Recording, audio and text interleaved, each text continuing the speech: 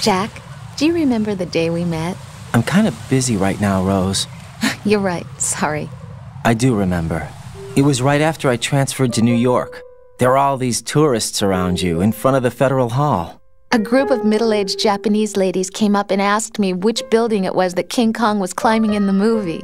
I said it was probably the Chrysler Building, and then you showed up and started mouthing off. You were like, no, it's the Empire State. I said the Chrysler Building was in Godzilla. We started arguing, and I forgot all about the tourists. I was insisting that I was right, and you were doing the same.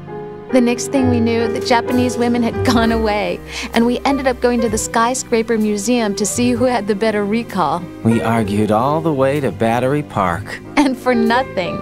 Since the museum was closed, we went our separate ways from the museum. And then I found you again by coincidence out in the base corridor. An amazing coincidence that we were actually working at the same place. That night we went up to the top of the Empire State. It was so beautiful. I could look down on the Chrysler Building from 120 stories above ground. I felt overwhelmed. I didn't care anymore who was right. And that was our first date. We watched King Kong in your apartment a bunch of times that night.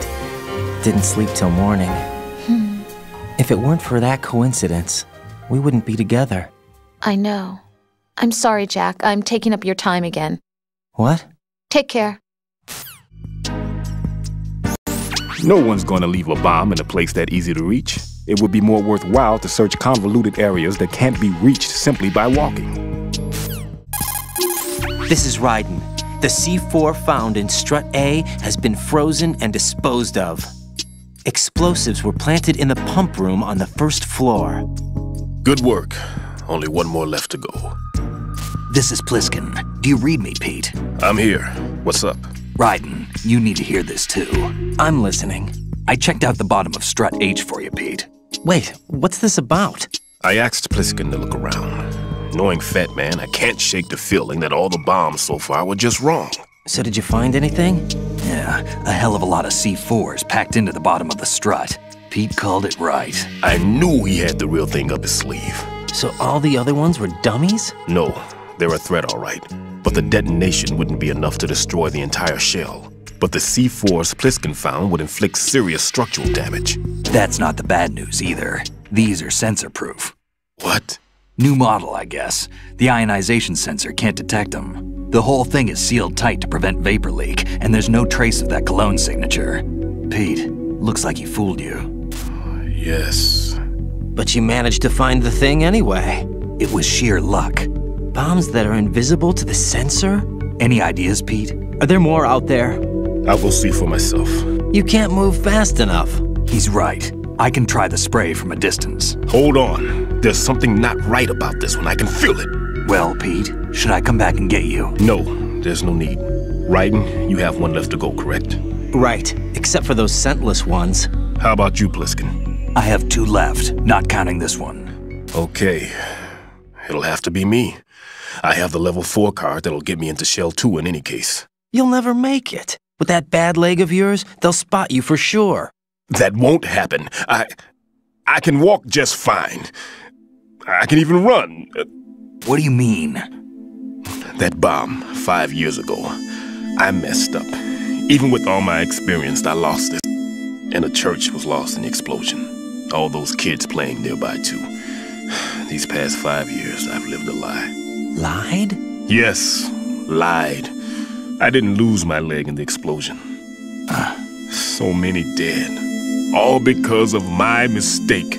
All I could think about was hiding from the crime, shielding myself from the public outcry. I wanted people to be sorry for me, for my weakness. I faked being a victim myself because I couldn't bear to face the families of the real victims. This is no prosthetic. I can keep my footing on catwalks and hike over deserts. I lived my lie so well I haven't even answered to myself for my sins. It was supposed to be a shield, and it's become a shroud instead. I've killed my soul by playing the victim. Instead of protecting me, it's made my life even more hellish. What good can that do the victims? I know. I'm a coward. Hey, Pete. God forgive me. I can walk with my own 2 feet, and I need them to stop Fat Man. His crimes are also mine. One of omission and arrogance. No one should teach the skills I taught him without a clear conscience. This is the only way I can diffuse my own sins. I get you, Pete. That one's all yours. You got it, Raiden? I understand. Pete, I've taken care of guards in struts G and H of Shell 2. I wouldn't recommend you go into any of the other struts. I owe you one. I'll get back to freezing the baby bombs then. You do that too, Raiden. I'm on it. I'll have the radio with me if you need to get in touch. Just don't ask for Peg Leg Peter. He's gone for good.